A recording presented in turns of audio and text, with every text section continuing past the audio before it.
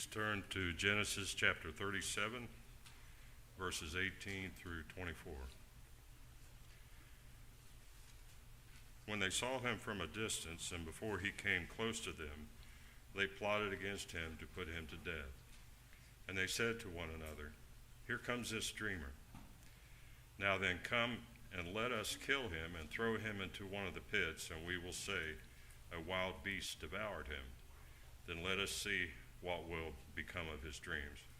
But Reuben heard this and rescued him out of their hands and said, "Let us not take his life." Reuben further said to them, "Shed no blood. Throw him into this pit that is in the wilderness, but do not lay hands on him, that he might rescue him out of their hands to restore him to his father." So it came about when Joseph reached his brothers, they stripped Joseph of his tunic, the varicolored tunic that was on him, and they took him and threw him into the pit. Now the pit was empty, without any water in it.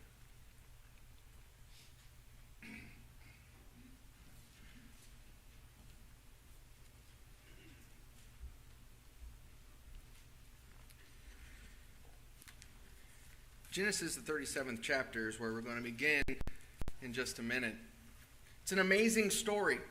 We all know about Joseph and all that occurs in this story. He was the favorite. They threw their brother into a pit.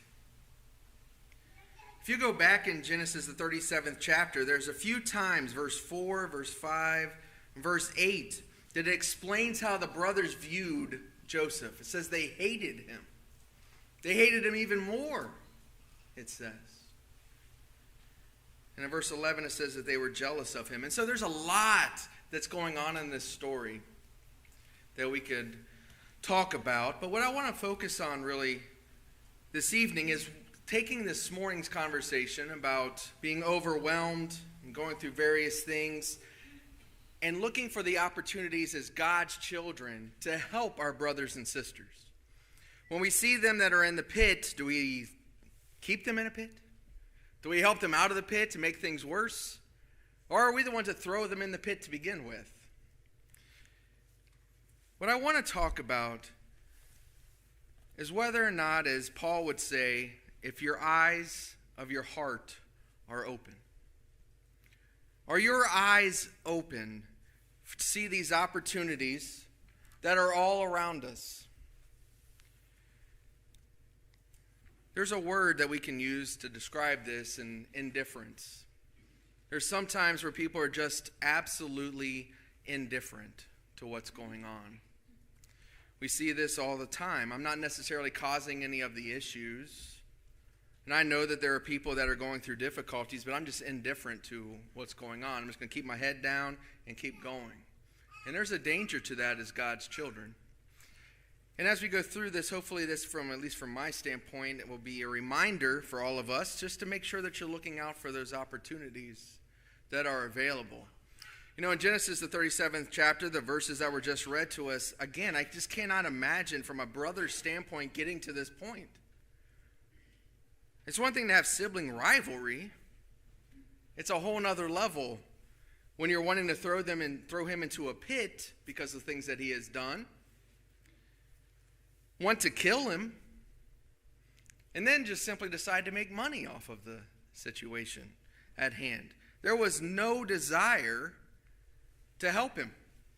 Even to the point, if you keep your finger in Genesis, the 37th chapter, go over to chapter 42, he was pleading with him. It's not like Joseph was in the pit and not saying a word or laughing at him that he still was the favorite or that he still had these amazing dreams. In Genesis 42, and in verse 21, it says this, "And then they said to one another, 'Truly we are guilty concerning our brother, because we saw the distress of his soul when he pleaded with us. Yet we would not listen. Therefore the distress has come upon us.'" Can you imagine that? Can you imagine becoming so callous that not only do you throw them into the pit, you listen to what is said, the pleading of someone, and not care at all about it? Indifference is such a dangerous thing. And as we lay the foundation, we're not going to turn over to Matthew 25, but Jesus talks about separating the sheep from the goats. And what separates the sheep from the goats is how we serve one another. Certainly your relationship with God, of course, but it's seen in our relationship and how we serve other people. Did we treat people the way that we should treat them? Do we see the opportunities that are before us? As you talk to the evening crowd, you're normally dealing with what we normally would call a core group. And so you have the opportunity to really hone in on some things that we can look to do better as a group. You look around and you see people that aren't here. You know, I get text messages about every week saying that we're going to be here this coming week. And then tomorrow I'll get one that says, sorry, I couldn't make it. Same thing. They're listening to this too. Same thing. There are people that need you to reach out to them. There are people that need you to look for them because they're in a pit and don't even know it. There's opportunities all around. And the danger is that we see those opportunities and we just never take advantage of them. I beg you to reach out to the Eaton family as an example. Reach out to them. They need to be here. The Turners need to be here. The Crookshanks were here last week, which is awesome. There's other families that need to be here. And we have an opportunity as brothers and sisters in Christ, as our family, to reach out to them and do all we can to help them. And there's many others. This is just the ones on top of my head. There's opportunities for us to help one another, to encourage one another, and not to be indifferent or not see the opportunities that are here. They've chosen not to be here. We can choose to go out and help them, to offer them the opportunity to understand how much they are missed and how much we want them to come back and be a part of this family. It's their choice. Don't misunderstand. It's their choice. But there's an importance of seeing how we do that. Cannot be indifferent of it. It's interesting to me, if I asked you, who pulled Joseph out of the pit? You may not say it was the brothers, but it's indeed actually the brothers that pulled him out of the pit. They take him out of the pit. And you think, man, that's a great thing. They help him out of the pit. That wasn't why they help him out of the pit. In chapter 37, as we continue here in verse 28, it says, then some Midianite traders passed by, so they pulled him up and lifted Joseph out of the pit and sold him to the Ishmaelites for 20 shekels of silver. Thus they brought Joseph into Egypt. They took him out of the pit. They helped him out of the pit, only to turn around and to sell him for other things. You think about taking somebody in a horrible situation and making the situation worse. And we have the opportunity so often to fall into that situation where we know somebody that's going through various difficulties and we try to reach out to help them only to make things worse sometimes. We need to be mindful of those opportunities. Do you ever hear somebody in the cries of somebody that around you, but those cries never reach your heart? My brothers and sisters, we have members here, older, that aren't able to get out any longer. When's the last time that you reached out to the Gallaghers? When's the last time we tried to talk to them? You know full well if they could be here, they would be sitting right in that seat that they always sat in, talking about how cold or warm it is. And you know full well they would reach out to you. There's others that are not able to come out. And we have the opportunity to go and to meet them, see them, write them. Are we taking advantage of those times, those opportunities?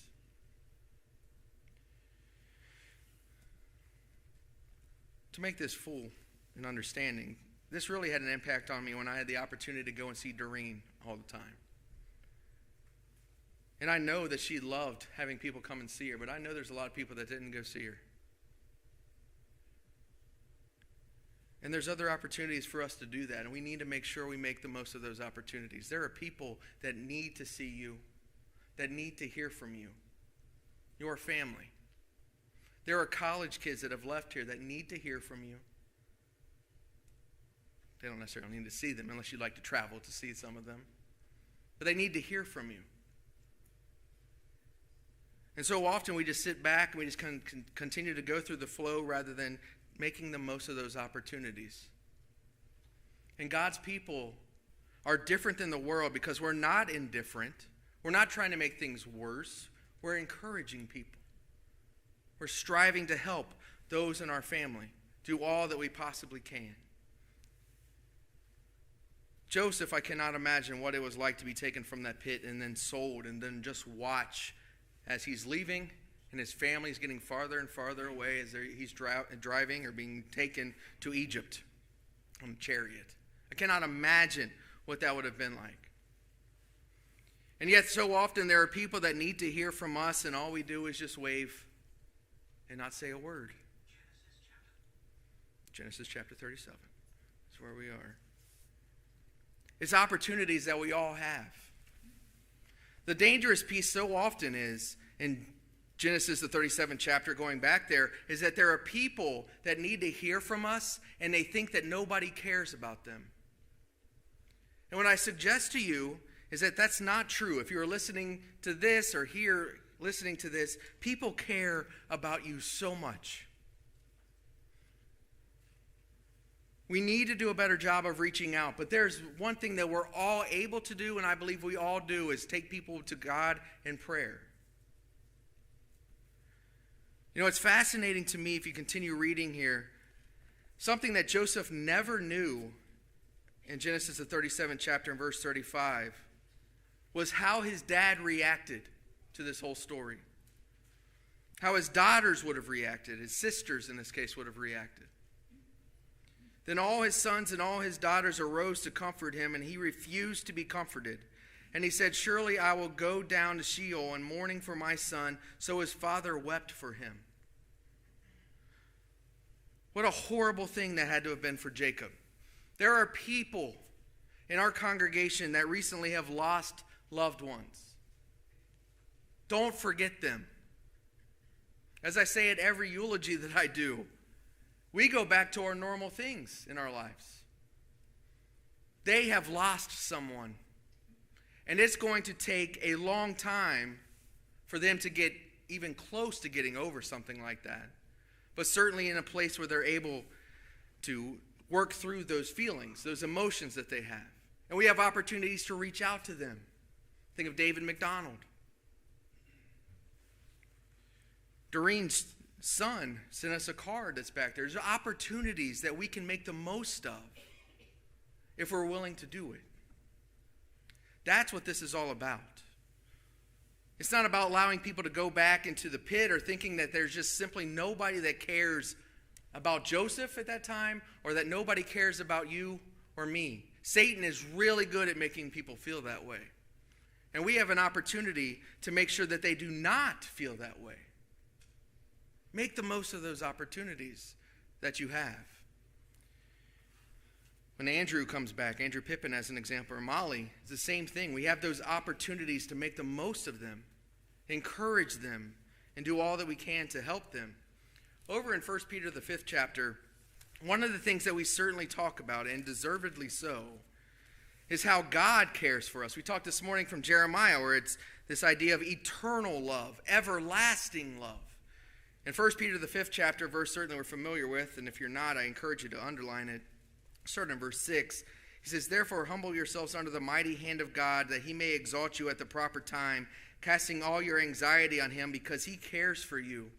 Our young people need to know that God cares for them. Our older folks need to know God cares for them. We all need to hear that. Mothers need to hear that. Fathers need to hear that. There are young families that need to hear that. There's opportunities for us to help them that when they're going through those difficult times. It's hard to sit in a pew and listen to me talk for whatever long length I get up here to talk and not cry if you're an adult, much less a child. And parents, if you are bringing your children here, that is awesome. They need to be here. And parents, when your children are acting up, do what you need to do as a parent. They need to learn that. But you know what you need to do? Bring them back in here. And keep worshiping God. And older folks, those of us, now I'm in this, that have older kids, encourage the younger. I've said this before, and it's one of the things when I was a younger parent that quite frankly broke my heart, was older people saying, I'm glad I don't have children young today. Broke my heart. Not for me, because I'm going to tell you, my children are going to be children of God. It broke my heart that there are people who think that God is going to allow another generation to come up that's not going to be willing to fight for him. It breaks my heart that there might be older people that don't have enough courage to teach the younger what it truly is to be a child of God, no matter the circumstances. I love that God's children are bringing in other children.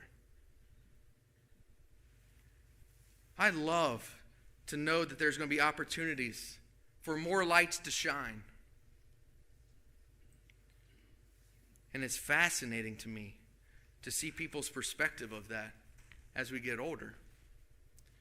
It certainly has been a lesson to me. That's something that you'll never hear me say, for sure.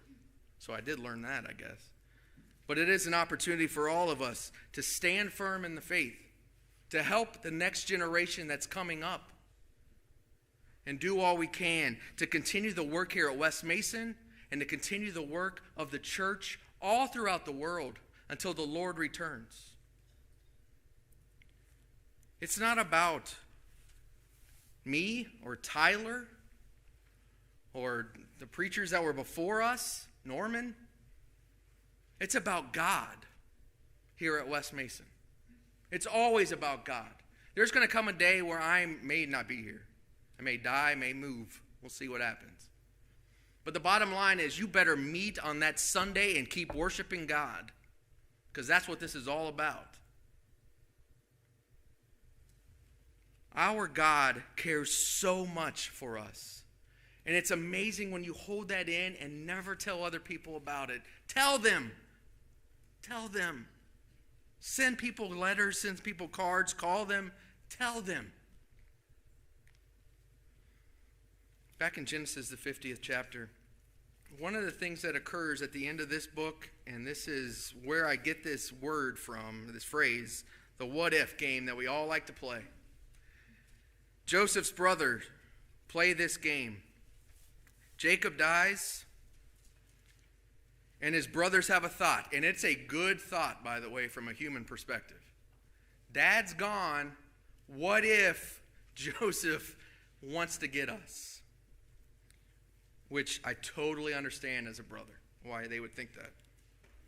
In verse 15, it says, when Joseph's brothers saw that their father was dead, they said, what if Joseph bears a grudge against us and pays us back in full for all the wrong which we did to him? They go up and tell him that Dad said you better not do anything to us. And Joseph breaks down and says, what are you talking about? Joseph acts like the child of God, the follower of God that he was, to the point he tells him in verse 20, and you meant evil against me, and God meant it for good, in order to bring about the present result, to preserve many people alive. So therefore, do not be afraid. I will provide for you and your little ones. So he comforted them and spoke kindly to them. That is awesome. There are going to be times you're going to go through difficulties and you think that you deserve other people to take care of you. You talk about the brothers here needing to do something for Joseph. And Joseph says, no, I'm here because God wants me to be here. And not only that, I'm going to comfort you. I would have said, you threw me into a pit. And that's why Joseph's such a great example to us. It's understanding the bigger picture of things, understanding and making the best of the opportunities that are before us. Let me give you an example. There may be times that we're all able to do this because we see things through our own prism, where somebody did not reach out to you. Maybe it was a preacher. Maybe it was one of the elders. Maybe it was another member that didn't reach out to you. And they're in a time of need, and your response is, well, they didn't reach out to me. Why would I reach out to them? I know this happens. And that is not a child of God. God desires for us to have compassion on one another, to do all we can to help one another. And there are opportunities perhaps that you may look around and say, well, they didn't do anything for me, that you have an opportunity to do something for them, because that's what a child of God does. It's not about them. It's not about getting paid back. It's about service of God's people and his family. So you look around in a congregation that is striving to serve God, and we are. This is what my sermon, I would call the Excel Still the More sermon. See, at West Mason, it's not just 20% doing 80% of the work, as people will talk about. There's a lot more that's doing that. But we've got to get to the point when it's 100% doing 100% of the work. We're all doing our part, all doing all that we can in our service to God, in our worship, in our helping the family continue to grow, and not getting caught up in the what if things.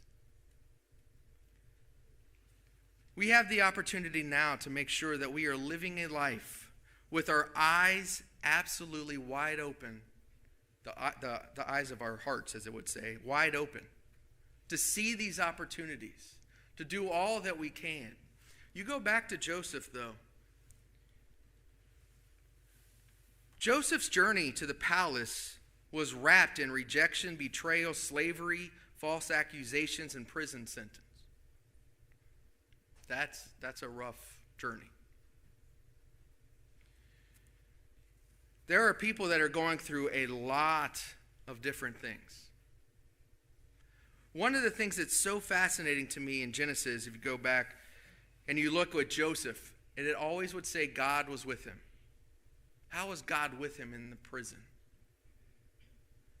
How was God with him in Potiphar's wife? Look what happened. And sometimes we can get caught when we're the ones that are in the pit, focusing on the circumstances that we go through rather than the fact that God is with us the whole time. It's those pains that we go through, as the scriptures will talk about, whether it's in Romans, the 5th chapter, James, the 1st chapter, that show us, that help us grow. And we need to make the most of those opportunities that we go through. We have those opportunities around us. I beg you to make the most of those opportunities. Reach out to John Centers, Marie Centers. There's so many that need to hear from us, need to hear from you. And I'm sure we all have other names. Quite frankly, if you would, please send them to me. Let's do all we can to reach them, to help them in their relationship with our God. Open your eyes for those opportunities. I love this picture. And the reason why I love this picture is because it reminds me that Jesus on the cross was thinking about me and you.